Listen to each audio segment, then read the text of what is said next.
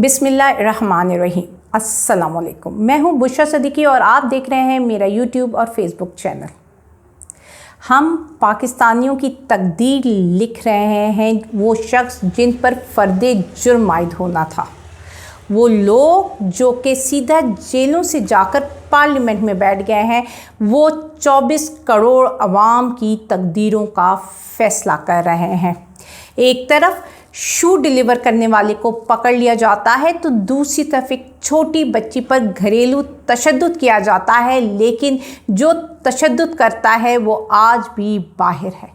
वो अय्याशी की ज़िंदगी गुजार रहा है, उसको आसानी से ज़मानत मिल चुकी है और हम आवाम बेबसी की तस्वीर बने बैठे हैं। हम एक कठपुतली हैं जिनकी डोरें इन मुजरिमों के हाथों में हैं। अब आ जाइए डेवलपमेंट्स पर। हम पिछले 3-4 दिन से क्या सुन रहे हैं कि अगला निगरान वज़ीर आज़म कौन होगा, कैसा सेटअप होगा निगरान सेटअप।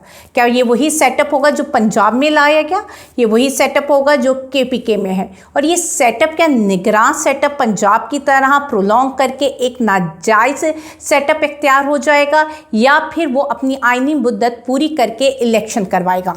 अब यहाँ पे इख्तलाफात शुरू होते हैं पीपल्स पार्टी और PMLN के। अब देखते हैं कि ऊँट किस करवट बैठता है, क्योंकि पीपल्स पार्टी अपने मौक़िफ़ पर डट गई है कि इलेक्शन होंगे तो 60 दिन में होंगे, और दूसरी तरफ PMLN चाहती है कि इलेक्शन 90 दिन बाद हो। अब दोनों की अपनी अपनी मफादात हैं, अपनी अपनी वजूहात हैं। पीपल्स पार्टी अपनी पिच तैयार कर चुकी है।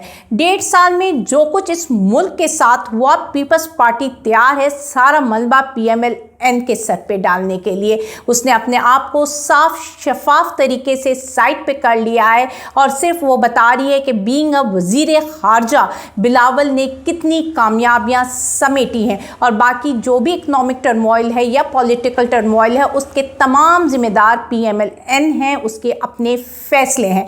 वो पिच रेडी कर चुकी है और वो जल्द अज जल्द इलेक्शन चाहती है, क्योंकि उसे ख़तरा है कि अगर कहीं भी ये इलेक्शन डिले होता है तो कहीं बारिश की वजह से उसकी पिचेस ख़राब ना हो जाए, इसलिए वो कोई भी रिस्क लेने के लिए तैयार नहीं है। दूसरी तरफ PMLN चाहती है कि इलेक्शन जो है वो 90 दिन में हो, क्योंकि वो चाह रही है कि ये इलेक्शन कैंपेन रन करें नवाज शरीफ आकर, जिनका इस्तकबाल बहुत शानदार हो, उन पर फूलों की पत्तियां बरसाई जाए। लेकिन वो कैसे होगा? क्या वो आते के साथ उनके सारे कोर्ट केसेस माफ़ हो जाएंगे, जो कुछ भी है वो जो है एक जादू की छड़ी में एक दिन में हो जाएगा? ऐसा नहीं होगा, उनको कोर्ट कचहरी के चक्कर लगाने पड़ेंगे। इसलिए जिस तरह सायरा बानो ने कहा था कि जो लोग हैं वो हज़रत ईसा के आने का इंतज़ार कर रहे हैं, लेकिन PMLN फ़ाइज़ ईसा के आने का इंतज़ार कर रही है, तो अब वो वेट कर रहे हैं कि जो भी गेम पड़ेगी वो जो है सितंबर के बाद ही पड़ेगी। इसलिए वो इलेक्शन जो है वो नवंबर तक लेकर जाना चाह रहे हैं, ताकि जो है वो भी अपनी पसंद की पिच बना सकें, अपने पसंद के खिलाड़ी मैदान में उतार सकें, अपने पसंद के एम्पायर मैदान में उतार सकें, ताकि जो है गेम न्यूट्रल ना रहे बल्कि नून की तरफ वन साइडेड हो जाए और ये गेम वो बासानी जीत सके। अब इस तीसरी पार्टी जो सबसे बड़ी स्टेक होल्डर है वो है PTI। लोगों ने सारा कुछ करके देख लिया, उन्होंने ये तक प्लान करके देख लिया कि अगर PTI को से रहे और इमरान खान माइनस कर दिया जाए तब क्या स्टेटस हो, लेकिन तब भी बल्ला ही चल रहा है। लोगों को यकीन हो गया है कि जब तक बैलेट पेपर पर बल्ला है तब तक वो जीत नहीं सकते, इसलिए इनकी पूरी कोशिश ये होगी कि बैलेट पेपर से इस बल्ले को निशान को ही ख़त्म करवा दिया जाए। अब वो कब होगा? जिस तरह मैंने कहा कि ये सारी गेम सितंबर के बाद ही होगी। सितंबर तक मेरा नहीं ख्याल कि PTI को कोई बहुत बड़ा नुकसान वो पहुंचाएंगे, क्योंकि वो वेट कर रहे हैं कि जो अपने पसंद के खिलाड़ी मैदान में उतारें और फिर PTI के ख़िलाफ़ जो है एक बड़ी कार्रवाई करें। अब देखना यह है कि इमरान खान, क्योंकि इमरान खान इलेक्शन के लिए भी पूरी तरीके से तैयार हैं। कल भी जो है उन्होंने अपने बहुत सारे लोगों को नोटिस जारी किए जिन्होंने पीटीआई के ख़िलाफ़ जाकर या उनकी जो भी स्ट्रैटेजी होती है, हिकमत अमली, उसके ख़िलाफ़ जाकर सेनेट में बिलों को पर मंजूरी दी है। ठीक है, अब देखते हैं कि बहुत जारहाना खेल रहे हैं इमरान खान, और इमरान खान जो है सितंबर में अपनी स्ट्रैटेजी क्या अपनाते हैं। क्या वो सितंबर से पहले अपने तमाम केसेस क्लियर करवा सकेंगे, या फिर जो है उनकी दूसरी जो आपकी नून चाह रही है कि सारे केसेस लिंगर ऑन होकर सितंबर में जाएं और फिर वहां पे जाकर इमरान खान को सितंबर के मिड में जाकर या एंड में जाकर नाअहल किया जाए। लेकिन इन सारे सिनेरियो में आवाम कहाँ है?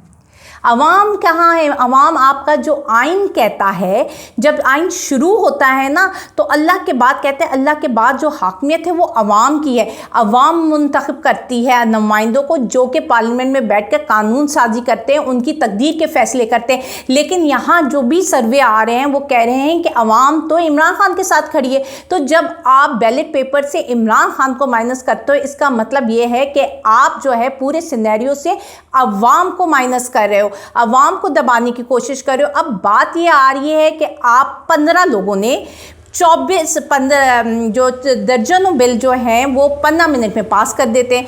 अब जबकि कोरम भी पूरा नहीं है, तो एक बात तो ये साबित हो गई कि जो ये हुकूमत है मौजूदा, उसके लिए आइन की तो कोई हैसियत नहीं है। क्योंकि अगर आइन की हैसियत होती तो पहले वो इजलास बुलाने से पहले कोरम पूरा करते, बंदे पूरे जो मुंतखब नुमाइंदे वो पार्लियामेंट में पूरे करते। लेकिन ऐसा कुछ नहीं हुआ। 15 लोगों ने जो है दर्जनों बिल 15 मिनट में पास कर दिए। अच्छा, उनमें से जो सबसे बाकी सारी बिलों पर सब बहस कर चुके हैं, निगरान सेटअप पर बहस कर चुके हैं, आर्मी एक्ट में जो तरमीम की हैं उस पर बहस कर चुके हैं। लेकिन जो मैं बात करना चाह रही हूँ यहाँ पे कि ये लोग जो हुकूमत है उसको लग रहा है कि वो अभी भी 90 की और 80 की दहाई में है और वो लोगों की आवाज़ को दबा सकती है। उन्हें लगता है कि जिस तरह उन्होंने इलेक्ट्रॉनिक और प्रिंट मीडिया को काबू में कर लिया है, इसी तरह वो सोशल मीडिया को भी काबू में कर सकती हैं। लेकिन इससे इनको अपने को, ये जो हुकूमत है वो खुद अपने पाँव में कुल्हाड़ा मारिए, को खुद नुकसान होगा। पहला नुकसान तो ये होगा कि वो लोग जो अपनी सारी फ्रस्ट्रेशन, अपना गम, अपना गुस्सा वो सोशल मीडिया के थ्रू, वो फेसबुक में, वो ट्विटर में जाकर, वो इंस्टाग्राम में जाकर निकाल देते थे, जब वो उनको वो मीडियम मुयस्सर नहीं होगा तो वही लोग सड़कों पर आ जाएंगे। और जब लोग सड़कों पर आ जाते हैं तो फिर जो है वो कोई भी ख़तरनाक शक्ल इख्तियार कर सकता है। वो कोई हंगामा राई हो सकती है और फिर वही रोड ब्लॉकेज, वही इकोनॉमिक एक्टिविटी आपकी हैम्पर होती है। तो इससे आप लोगों को मौका दे रहे हो कि वो लोग जो घर बैठ कर अपनी फ्रस्ट्रेशन निकाल रहे थे वो सड़कों पर आकर आपके खिलाफ सरापाए एहतजाज बन जाए। और दूसरा बड़ा नुकसान, हम पहले ही already economic turmoil, political turmoil और सोशल टर्मोइल से गुजर रहे हैं। लेकिन आप जब ये बिल लाते हो सिर्फ और सिर्फ अपने मकसद के लिए कि किसी तरह सोशल मीडिया को आप कर्ब कर सको, पकड़ सको, उसका गला दबा सको, तो आप ई कॉमर्स का गला दबाते हो। आप जो कह रहे हो कि ये जो इंटरनेशनल ये सर्वर पाकिस्तान में लेकर आए, तो आपके मुल्क में कौन लाएगा जहाँ पे रूल ऑफ लॉ ही नहीं है। बाकी हम इकोनॉमिक स्टेबिलिटी और इन सबको तो साइड पे रख लेते हैं। रूल ऑफ लॉ, जब इन्वेस्टर को ये सिक्योरिटी नहीं होगी कि जब खुदा ना खास्ता कोई प्रॉब्लम होती है और उसको कोर्ट में जाना पड़ता है, तो वो तो ये जानता है कि पाकिस्तान में रूल ऑफ लॉ नहीं है, जिसकी लाठी उसकी भैंस है, तो वो आपके मुल्क में अपना सर्वर, अपनी इन्वेस्टमेंट लेकर क्यों आए। यहाँ पे तो हर 2 दिन बाद जी किसी दिन इंटरनेट बंद हो जाता है, किसी दिन सर्विसेज आप बंद कर देते हो, किसी दिन जो मछली है वो समंदर के नीचे जाकर फाइबर खा जाती है। तो ये तो रोज़ाना आपके पाकिस्तान की सूरत हाल होती है। तो इस केस में कौन है जो आपके मुल्क में लेकर आएगा। तो आप ये बिल पास करके ई कॉमर्स एक्टिविटीज़ का गला घोट रहे हो, जो कि अब पूरी दुनिया में जो है इससे बड़ी एक्टिविटी कोई नहीं। आपका अपना पड़ोसी मुल्क इससे करोड़ों अरबों डॉलर कमा रहा है, रिजर्व्स, फॉरेन एक्सचेंज अर्न कर रहा है, और आप खुद अपने मफादात के लिए इसका गला घोट रहे हो। अब आप मुझे बताएं कि अपनी छोटे छोटे मफादात हासिल करने के लिए आप पाकिस्तान के बड़े बड़े नुकसानात कर रहे हो। अब सवाल ये है कि जब आप ये सारे बिल पास करके इलेक्शन में जाओगे तो इलेक्शन में किस मुंह से लोगों के पास जाओगे। लेकिन बात तो वही है कि लोगों को तो आप ऑलरेडी माइनस कर चुके हो। लेकिन अब जो भी फैसले होंगे, तो 4-5 दिन में, आने वाले दिनों में जो भी फैसले होंगे और निगरान सेटअप का क्या रवैया होगा, वो वाकई न्यूट्रल होगी या वन साइडेड होगी, ये सारा कुछ जो है अवाम की, पाकिस्तान की जो तकदीर का फैसला होगा अब इन लोगों ने करना है। और अब ये देखते हैं कि क्या अवाम इन लोगों को अपना फैसला करने देगी या अपनी तकदीर अपने हाथों में लेगी। अल्लाह हाफिज़।